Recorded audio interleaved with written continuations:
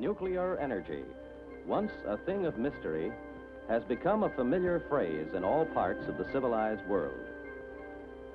Everywhere, the miracle of the atom is at work to bring us a more abundant life. It is producing power for civilian use in cities great and small. In industry, the atom is performing many tasks, like this cesium-activated beta gauge. It is opening new biological vistas, giving us a closer look at the origins of life itself.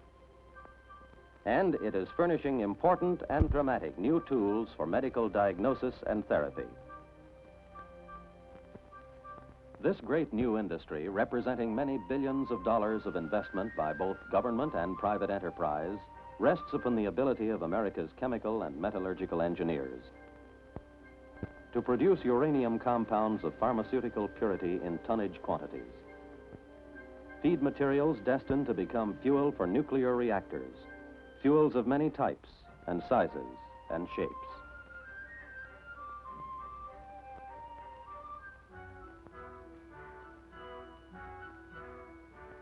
This is the story of how these feed materials are processed at the plants operated for the United States Atomic Energy Commission by the National Lead Company of Ohio at Fernald, Ohio, and by the Mallinckrodt Chemical Works at Weldon Spring, Missouri. A third plant is now being built in Illinois by the Allied Chemical and Dye Corporation. To these sprawling chemical plants come uranium raw materials in varying degrees of purity. These concentrates have already been through preliminary processing and are relatively pure, but not yet pure enough to meet the exacting requirements of nuclear reactors. They come from all over the world: the Belgian Congo, Canada, Australia, Portugal, and from our own richly productive domestic sources.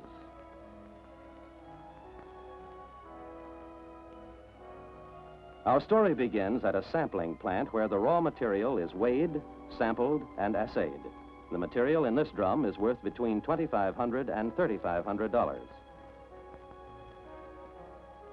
From the time of the initial weighing, careful records are kept of every ounce of material in each lot.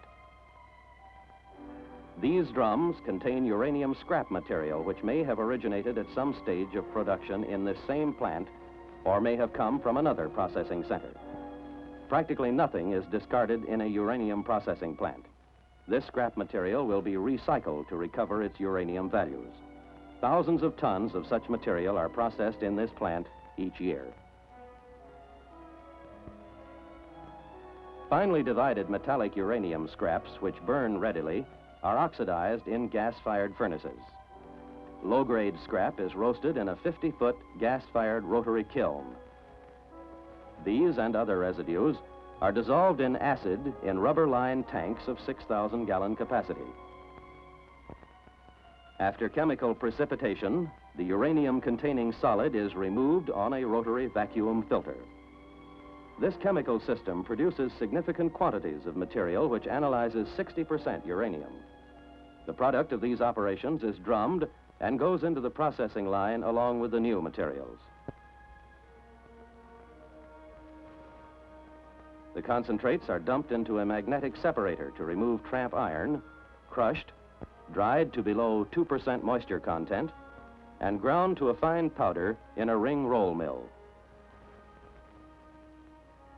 or passed through a hammer mill to break up agglomerates. In an operation such as this, dust collectors play an important part in controlling inhalation or bodily exposure to uranium dust. Safety standards are maintained by good housekeeping, such as is practiced in most modern chemical plants. After milling, the material is fed to a series of samplers and assayed. After assay and purchase, the concentrate is ready for the next step, refining.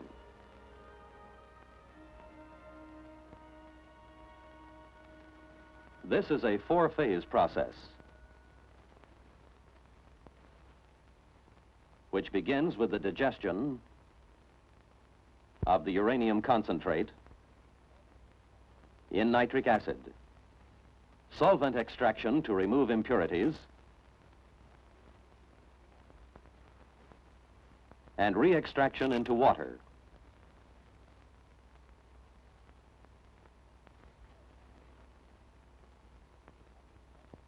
boil down of the resulting uranyl nitrate solution to a molten uranyl nitrate hexahydrate.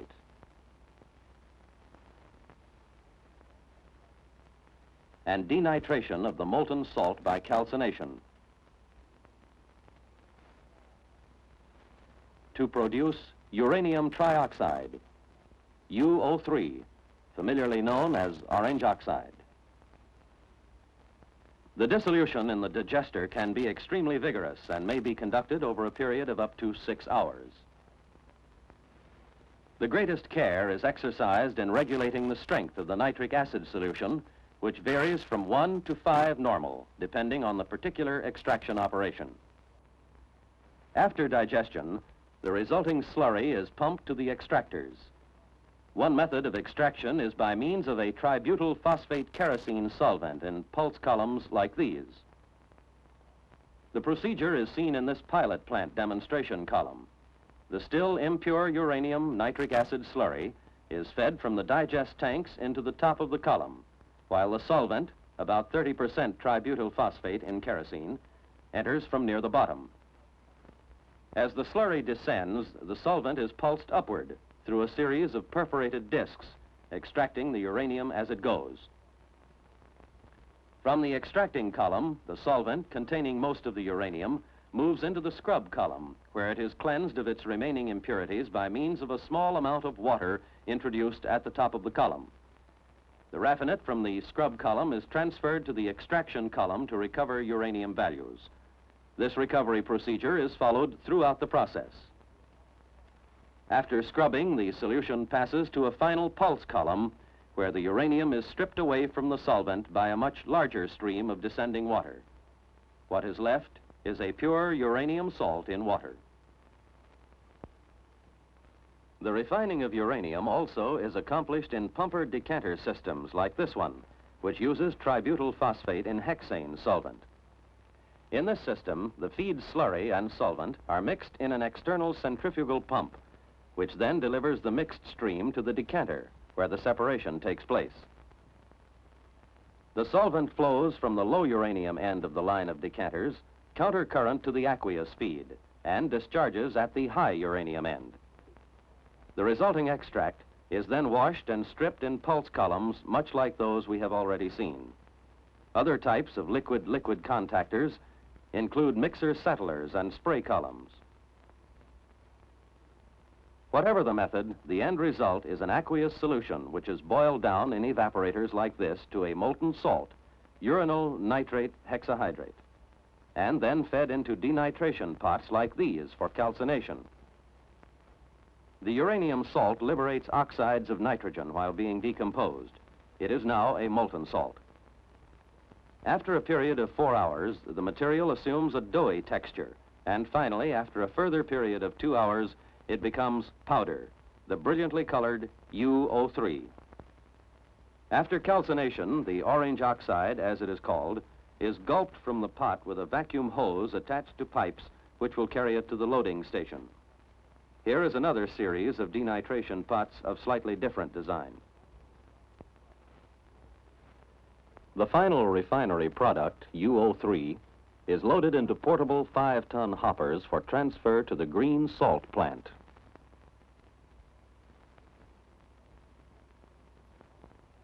It is interesting to note in passing that the nitrate values from the digestion operation, the extract residue, and the gases evolved during calcination are recovered in this plant and returned to the system as 50 or 60% nitric acid. The next step in the processing chain is the conversion of the UO3 to uranium tetrafluoride. This is accomplished in 2 steps in these banks of stirred bed electrically heated furnaces. From the hopper on the top deck, the UO3 is fed by gravity, assisted by an electric vibrator, to the topmost of a bank of 4 furnaces. Here, the orange oxide is reduced to UO2 with hydrogen at a temperature of approximately 1100 degrees Fahrenheit. This, in turn, flows down through the remaining 3 furnaces to be converted with anhydrous hydrofluoric acid to uranium tetrafluoride. Now let's see what happened inside the furnaces. The UO3 fed into the top furnace from the hopper, is conveyed along its length by a rotating screw, while a stream of cracked ammonia runs countercurrent to it. Here in this glass tube, see what is happening to our orange oxide. It has been reduced to uranium dioxide, brown oxide. Back in the furnaces, the flow moves on through the 3 hydrofluorination tubes until at the end we produce a compound which can be used for the production of uranium metal, green salt. Not all furnaces employ the screw conveyor principle, however. A newer method is suspension of the solid in a stream of reacting gas. This is a demonstration model of such a fluid bed furnace. The top unit of each of these horizontal banks of furnaces is a fluid bed.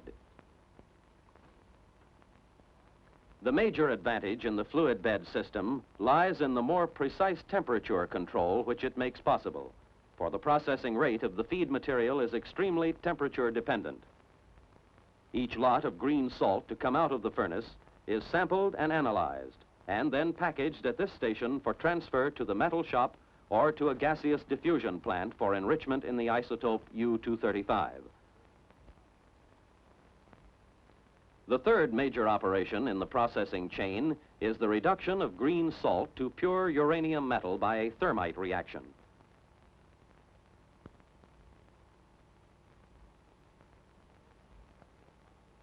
The reaction takes place in a reduction vessel of mild steel. Here in this demonstration model, we can see exactly how the vessel is loaded and fired. First, a mandrel is inserted down the center of the vessel, and around this is poured finely divided magnesium fluoride, which itself is a byproduct of the reduction process. The vessel is then jolted mechanically until the magnesium fluoride is densely packed. To form a refractory liner when the mandrel is removed. The space formerly occupied by the mandrel is filled with a mixture of green salt and magnesium chips. The charge is topped off with another layer of magnesium fluoride and capped with a steel lid. The vessel is placed in a furnace in which it will be heated for 3/4 of an hour. When it reaches a temperature of about 1230 degrees Fahrenheit, we will hear the exothermic reaction by means of a microphone attached to the shell. We're almost ready. Now listen. Now let us see what happened when that flare-up took place. The shell is broken away, and we find that when the exothermic reaction took place, the dense uranium in molten form settled to the bottom to form this solid metal mass, while the magnesium fluoride slag floated to the top. Here is a cross-section of the same mass. See how easily the slag breaks away, leaving almost pure uranium metal. The same process is followed on the production line. First, the magnesium fluoride is packed around the mandrel and jolted, and the refractory line vessel is then charged with green salt and magnesium chips. The reaction takes place in resistance furnaces like these. And then the vessel is cooled, first by air, then by water.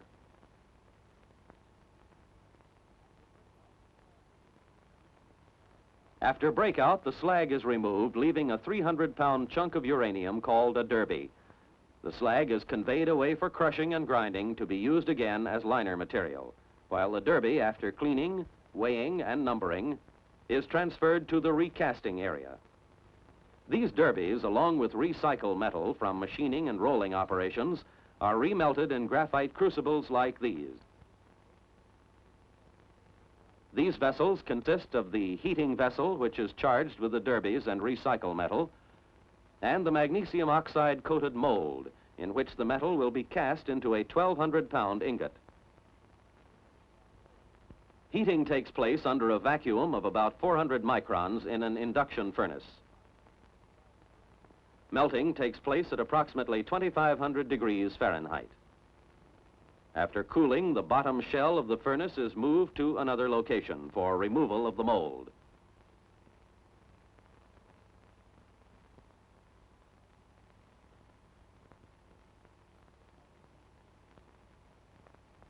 The resulting ingot is finished and a small impure portion of the top is cropped, later to be reprocessed through the refinery. The recasting operation can be avoided by the use of this big reduction vessel, which produces 3,000-pound castings. These steel shells, lined with magnesium fluoride, are charged with the same uranium-magnesium mixture as is used in the smaller vessels. Magnesium excesses of less than 5% of the theoretical quantity will assure crude reduction yields of better than 95%. The possibility of direct casting of large uranium ingots was one of the many challenging problems which have been met and solved in this unique industry. But many other problems still exist in diverse technical fields associated with uranium production. After capping, the vessel is transferred to an electrically heated resistance furnace. The reaction is the same as the one we saw and heard previously. Because of the greater mass, however, a longer heating period is required, 12 hours. The casting, roughly 18 inches in diameter by 18 inches high, but weighing as much as the average automobile, is broken away from the slag in a specially designed breakout station.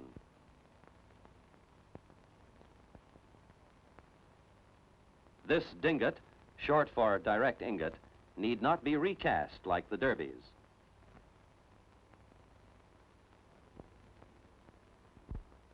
Instead, its surface impurities are removed by machining, and the dingot is either forged or extruded to a shape equivalent to a cast ingot. Metallic uranium is processed much like any other metal, except that closer temperature control is necessary. It can be forged, extruded, or rolled, as we see it done here. From the time the ingots are placed on the loading table in the desired rolling sequence, the furnace operation is wholly automatic. In electrically fired furnaces, ingots are given a 1-hour molten salt bath at a temperature of 1200 degrees Fahrenheit to bring them into the high alpha temperature range for fabrication. And then moved to the blooming mill, which doesn't look very different from any steel mill. Here the ingots are reduced from 7 inches in diameter to much smaller oval billets.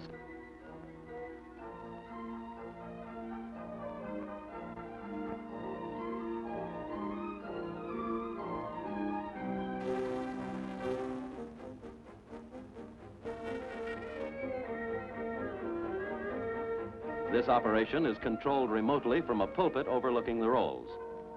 A number of passes are necessary to bring an ingot down to billet size. This takes about 4 minutes.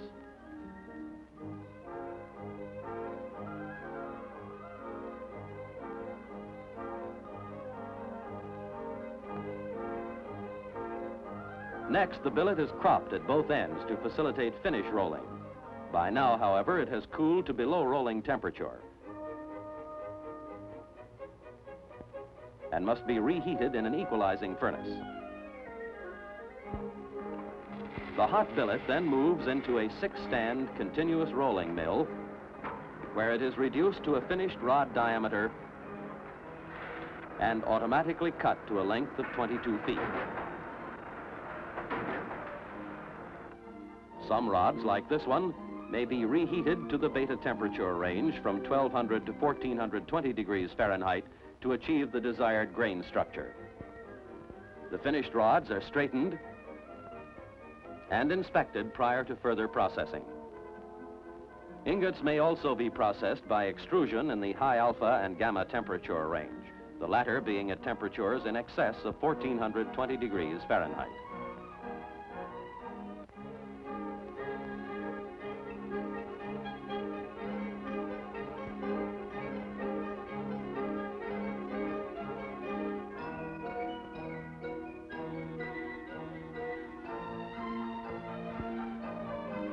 One procedure begins with a salt bath.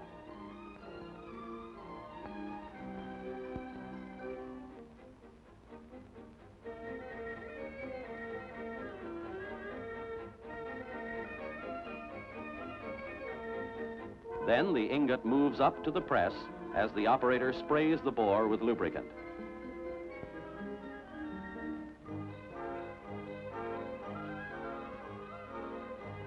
Now the big chunk of uranium is moved in with a follower block behind it. Now the hydraulic ram moves forward with 2,400 tons behind it, power supplied by this battery of pumps. And here is the extrusion, squeezed out like toothpaste from its tube.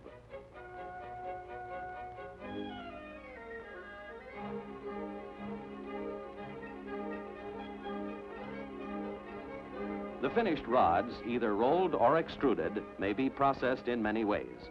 Here they are being loaded into a 6-spindle automatic screw machine and cut into blanks which will become reactor fuel elements.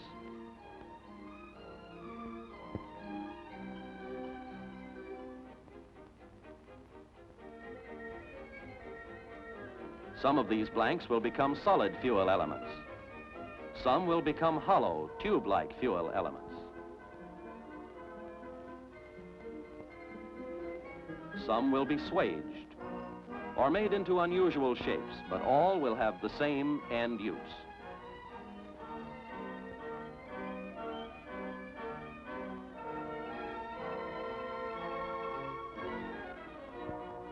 The turnings and chips from all of the machining operations are collected and compressed into briquettes. These will be sent back to the metal plant for remelting into ingots, along with materials turned back by the many rigid inspections along the processing line. The materials which meet these exacting standards, and the percentage is surprisingly high, are as nearly perfect as it is possible to make them. These are on their way, thanks to America's chemical and metallurgical engineers, to help build a great new industry for our nation and a better way of life for our people.